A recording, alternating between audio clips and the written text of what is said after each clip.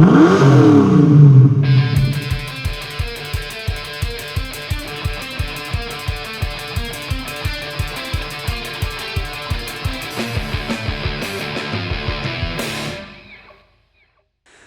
to Octane Vein. So, where have I been for the last 7 months? Guys, I am so sorry that I haven't released a proper video for such a long time.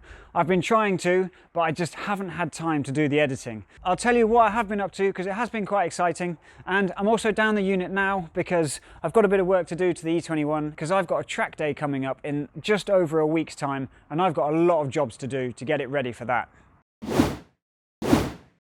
So I thought it was about time I gave you guys a quick update as to where I've been and why I haven't released a video for the last 7 months.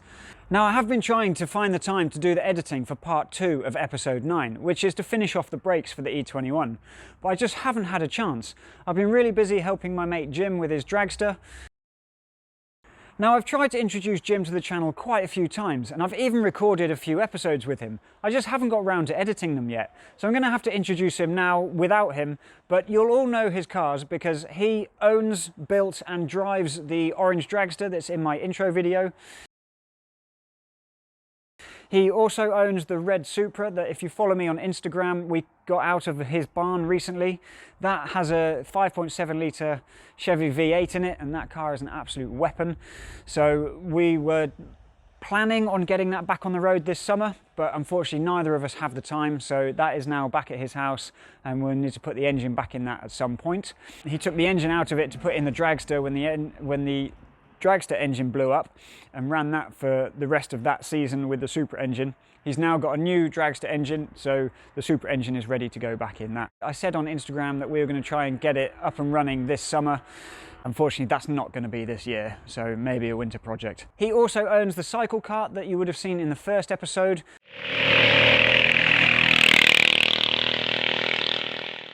He's heavily involved with those guys, so he doesn't have a lot of time either. I've also been helping Jim with drag racing, so I've spent quite a lot of time at his house trying to just set up the dragster a bit better. He's having some problems at high speed with front end stability, so we've been looking at adjusting the wing.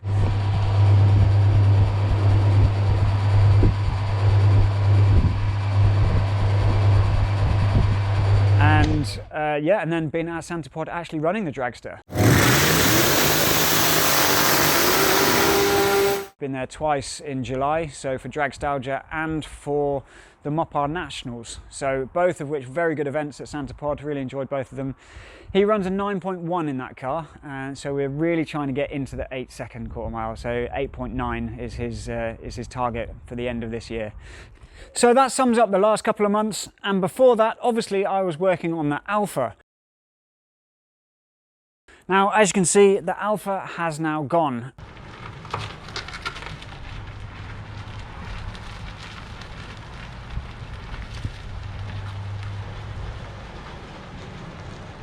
I just had to come to the conclusion that I was never going to get it done. I just don't have time. I've got far too many jobs that I want to be doing on the BMW. And to be honest, the E21 was my priority. The 155 was a bit of an opportunistic buy, and I've always loved them. I really wanted to get it done, but I just don't have time. So I advertised that over Christmas and found a really nice lad. He's bought it. He's local, so he did say, fingers crossed, that he'll give me a shout when he's got it finished and on the road, and hopefully he'll let me drive it as well. So yeah, hopefully we'll be seeing that car again, and it will be on the road in its former glory, but unfortunately not under my ownership. But these things happen. I don't like not finishing a project, but really I'd rather be working on the E21. And then I started the editing for the brakes video. So just to give you an idea of how long some of this editing takes me, now episode 9 is a special case because there's a lot of explanation, there's a lot of CAD that I did for it.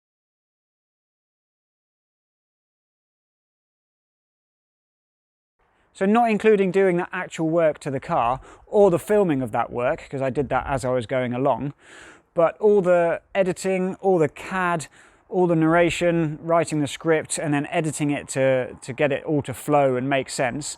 I did that over a period of 5 months, and it took me 200 hours. My Christmas holiday was just editing. I had a couple of nights out with some mates, had Christmas Day with my family, and other than that I was editing for at least 10 hours a day. So yeah, pretty brutal. And yeah, just needed a break. Now, as I said, not all of them take quite that long, but the other videos, you know, they do still take a reasonable amount of time to edit, because I want to tell a story and I want it to be accessible to lots of people. Now, the Beamer is actually on the road. It's had 2 MOTs since I started the channel. So obviously it's been on the road for 2 years, and I just haven't had the chance to catch up with the channel. Really what I want to be doing is bringing you, almost live updates of what I'm doing on the car. But at the moment, the progress is going faster than the video editing. So yeah, I'm gonna have to sort that out. But now I am down here. I have got some work to do. I've got a track day at the Retrorides Gathering at Mallory Park in just over a week's time. And I've got a 2-hour track session, which is perfect. This car's not ready for a full day open pit lane track day. So I didn't want to go to a track for a whole day because it's just not set up for it. I've not aligned the wheels since doing the brakes and the front end, and it's just not powerful enough. It's got 80 brake horsepower, so it is good fun, but I think a whole day on a track, I think I probably would be longing for a bit more power. So a 2-hour session at Mallory is perfect. It's just a little baseline for me, just to get to know the car a bit better, being able to push it a bit further than obviously I have been able to before. I've taken it around the Nürburgring, but I really wasn't pushing it. I'd only owned the car for a couple of months, didn't know the setup, and wasn't really comfortable to push it because I had to drive it home again. So Mallory's a good opportunity just to, just to push it a bit further and see what happens. But I have got quite a lot to do. It's been sitting in the unit for 6 weeks without even being started. So just a bit of general maintenance. I need to do the oil, I need to do the brake fluid, but I also need to add a brake balance valve, brake bias valve to the front wheels, because when I did the MOT, I saw that the right wheel brake force is much higher than the left. Now I think that might be to do with the length of the pipe runs. I'm not entirely sure, but I'm going to fix it by just putting a brake bias valve in line to the driver's side wheel, the right hand wheel, or caliper at least, and be able to balance that up. I'm hoping that I can go to the MOT station, get it back on the rollers, and actually balance it on their rollers and get it spot on. But if not, I'll just have to do a bit of on-road testing, I think. I also need to do some brake ducting, because the brakes, even though they're E36 calipers, they're a bit bigger than what was on the E21 originally. Any brake is going to get hot on a track day, so I am going to do a full episode on brake ducting and what's the most efficient way of getting the heat away from your brakes. But I'm not going to have a chance to do that before Mallory, so I'm just going to put it in the roughly the right place and just hope it does it a little bit. And I also need to align the front wheels, because as I said, that hasn't been done. So I've got some access to some plates where you just bungee the plates to the wheels and then just tape measure in front and behind the wheels and just see exactly what the toe is doing. So I'll just set it up very quickly that way. And yeah, and so once I've got the brake bias valves in, I'll obviously bleed the full brake system. And I think that's all I'm going to have time for, really. So I'm going to drain all the brake fluid out of the system so I can undo the fixings, make a new pipe, put the brake bias valve in line, and then put it all back together. Now there's actually 2 brake bias valves that I'm going to be fitting to this car. There's already one on the car from the factory, which is to balance the front to the rear. Now I'm going to replace that with an adjustable one, because A, it's not in its factory form anymore, so I probably need to adjust that. Plus, when I do the back end swap on the rear subframe for the E28 rear subframe, that'll give me discs on the back, and I'll definitely need to be adjusting the bias then. So while I've got it all drained down now, I may as well fit them both. So the factory one has to come out and the adjustable one can go in, and then the other one will go to balance left to right.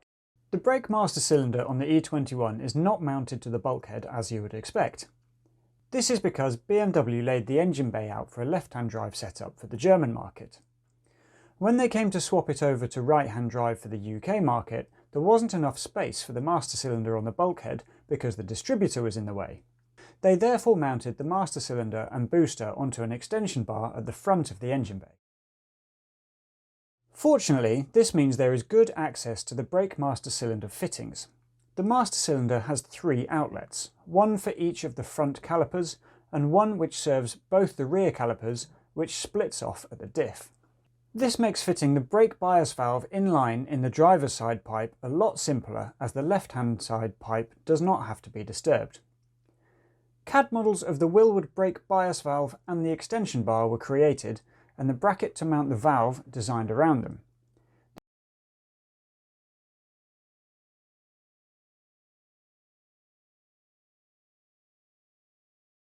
The bracket was then 3D printed and the valve fitted to the car. A new joiner pipe was formed from copper nickel brake pipe to join the bias valve to the master cylinder, and the existing brake pipe required only a small amount of bending to connect it to the outlet of the bias valve.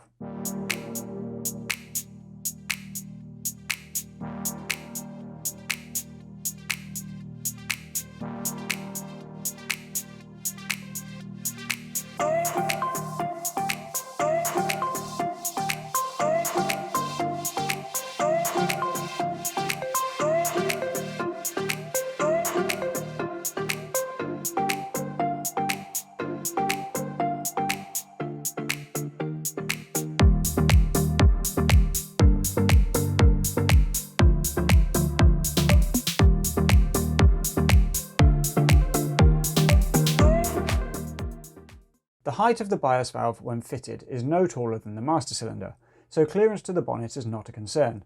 And I'm actually very pleased with the way this came out. It almost looks like it belongs there. The factory-fitted front-rear bias valve is mounted just above the chassis leg on the left-hand side of the engine bay. The adjustable valve is almost a straight swap, however the fittings are offset the wrong way, with the inlet being above the outlet on the factory valve and below it on the wheelwood.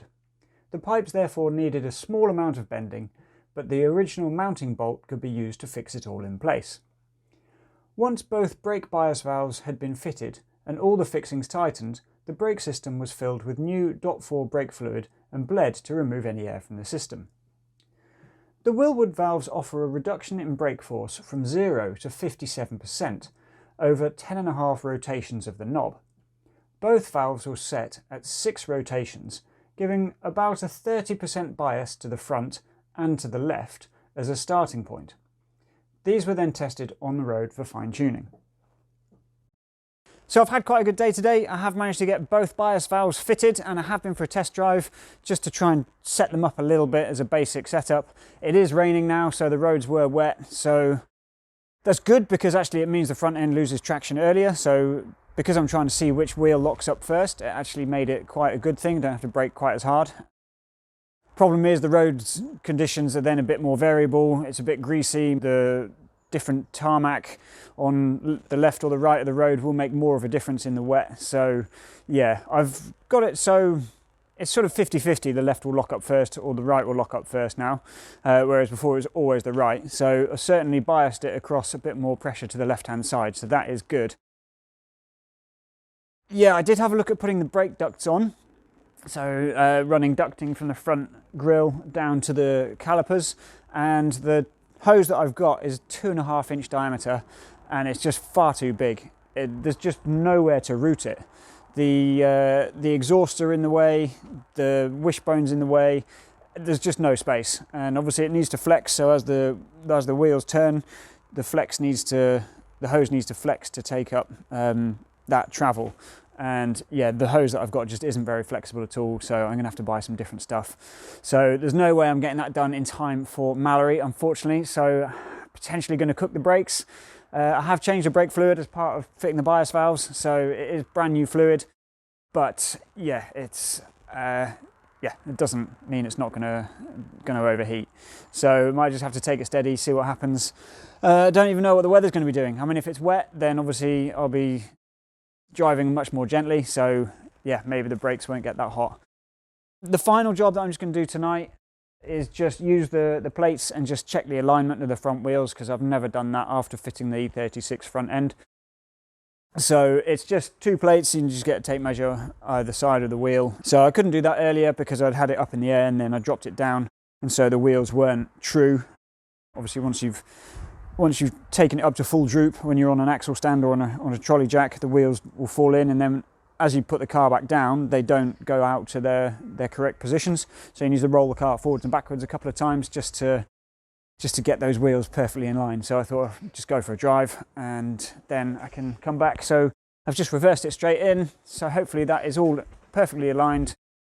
Well, not perfectly aligned, but in the position that it will be on track. So I can then just measure it all up and see what happens. And yeah, it's quite miserable now, so I don't really want to be down here much longer. I'm on track next Sunday, but Retrorides Gathering actually starts on Friday. So I'm going straight from work on Friday. So I'm away tomorrow, so Sunday is not viable for me to get any more work done. So I've just got a couple of evenings next week just to get everything else ready.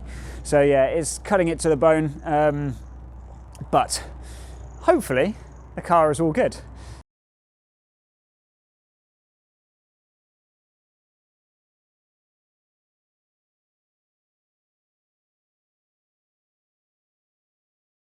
This is quite interesting.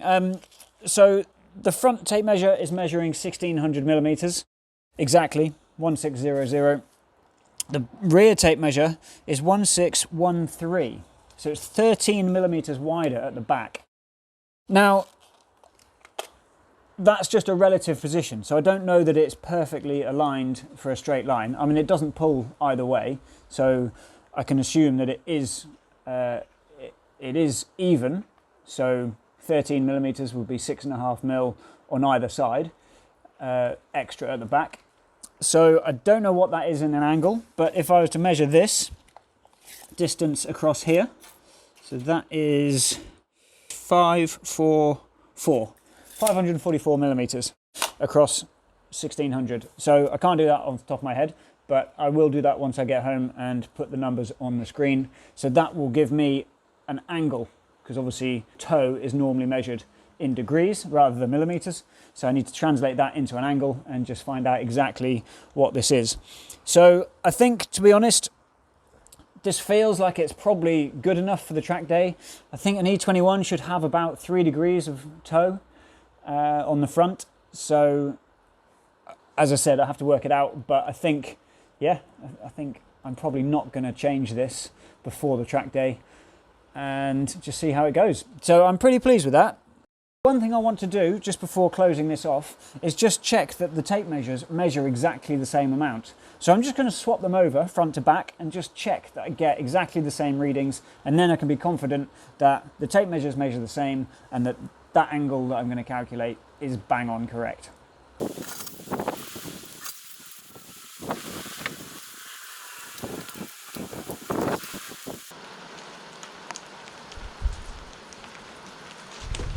So it's within 1 millimeter, so I'm happy with that. So it's now reading 1599 at the front, and the rear is reading 1614. So 1 millimeter either way. Over that distance of 1600 millimeters, that's less than 0.1%. So I don't think I can expect any better accuracy than that. So yeah, happy with that. The tyres are sketched in CAD and 2 lines drawn between them for the tape measures. The top line representing the front tape measure to the outside edges of the tyres, spaced 1600 millimeters apart, and the lower line for the rear tape measure is drawn longer and dimensioned 1613 millimeters. It is then spaced 6.5 millimeters away from the edge of the tyre. A line is then drawn between the ends of the tape measures, and the angle is shown to be 0.7 degrees per side. As this is the first time that I've actually measured this and done any control over this since changing the spindles and everything, yeah, I thought it was going to be more out than this, to be honest. Today's been a good day. I've got almost everything done that I wanted to do. Obviously, there's always more jobs that you can do before a track day, but really, I think now I just need to get my track wheels prepared, check all the tyre pressures, get them all together, and just think about what tools I'm going to take, and yeah, and then go and enjoy it. So yeah, cool. Thanks for watching, guys, and see you at Mallory Park.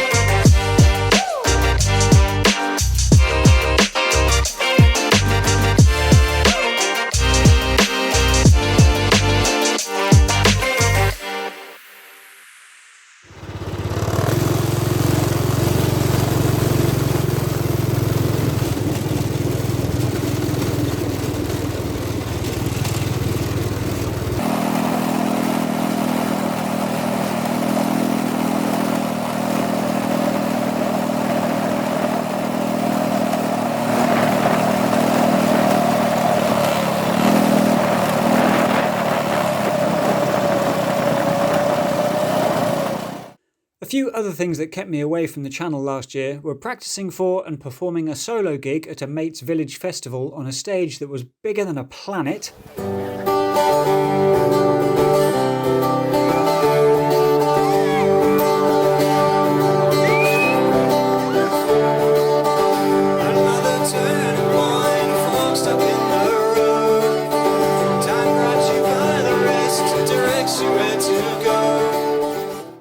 Doing a hovercraft experience, which was absolutely fantastic fun, and I recommend it to anyone.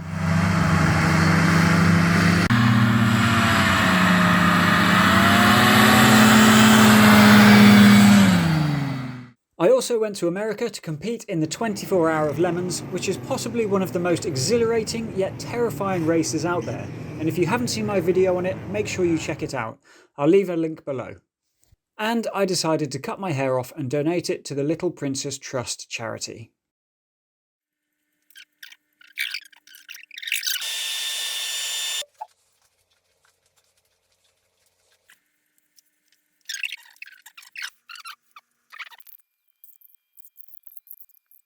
Yeah. Sure? Yeah, go.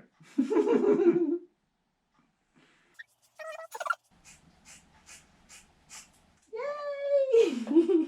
Wow. That's so weird. Ready? Yep.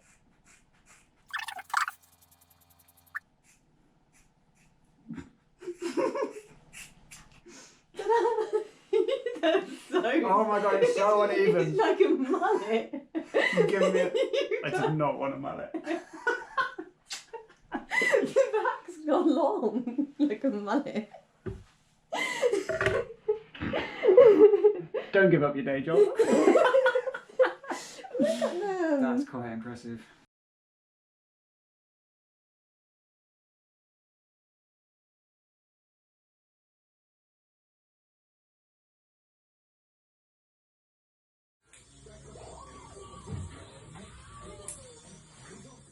So, here's the new haircut. I hope you like it because, well, it took 3 years to grow the last one, and I am planning on having the next video out before that. If you've made it this far, thank you so much for watching. This episode has been pretty unstructured and hasn't focused on anything in particular, but I hope it's given you a bit of an insight into what goes into making the videos for this YouTube channel and also what I get up to away from the channel. I do have some exciting news regarding the channel that I'll be sharing in the next couple of months, so make sure you hit the subscribe button, ring the bell, do everything else that you need to do in order to get notified of when that video is released. Before I wrap things up, I just want to say a quick few words about Retrorides Gathering. I really did think that was one of the best events that I've been to for a long time. It was so much fun, everyone was so friendly, it didn't matter what you were driving, everyone spoke to everyone else, everyone was interested, like genuinely interested in what you had to say and were more than happy to talk to you about their own cars. And just such a nice venue. Mallory Park is great. Great range of cars, all kinds of classics, retro, everything from modified Land Rovers to Lola race cars and everything in between. I'll definitely be going again next year, and the fact that they have track action. So there's the Quick 60 on the Saturday, which is cars that enter and it's a knockout. So it, I think it's 60%. The top 60% of cars will go through to the next round. So it keeps eliminating down and down, and then you just have the fastest cars on track. That was really exciting to watch, and seeing the cars hone their skills as they learn the track as the day goes on. And then on the Sunday, obviously there was the 2 hour sessions, one of which that I took part in. Now, I thought it was a 2 hour open pit lane session when I booked it, so I was a little bit surprised when I found out it wasn't. It was a 2 hour session of 2 lap sprints. But actually, that didn't matter too much for me because I was trying to shake down the car anyway. I hadn't taken it on track in that form. So actually just going out for a quick blast for 2 laps, coming back in, checking everything over and having an opportunity to just check the car and just check everything was all right was perfect for me. It did mean that you don't really get in your groove and you don't do a really fast lap. As you saw, the video looked pretty slow. The E21 has only got 80 brake horsepower at the moment, so even if I was out there for 2 hours just hammering laps and learning the track, it still wouldn't look quick from an internal camera. But yeah, I had fun. I'll definitely be returning to Retrorides Gathering. Whether I'll be doing track time again, I'm not sure. Probably not this year, but I'll definitely be going to the event because, yeah, it was just such a great weekend. So, as always, guys, thanks for watching. I hope you've enjoyed this episode. As I said, it was a bit unstructured, but hopefully you've enjoyed it and found the content interesting. Please do leave me some comments below. I always appreciate your feedback. And yeah, the next video hopefully will be the second part of the brakes video for the E21. And then I think I've mentioned before, I've got so many episodes planned. I've got the scripts written, I've got the footage, got the content. It's just finding the time to edit. So yeah, I am going to try and get some more videos out in a shorter time period than this. So thanks again, guys. Really love the fact that you follow me and that you watch my videos. It means a lot. So yeah, until next time, take care and look after each other.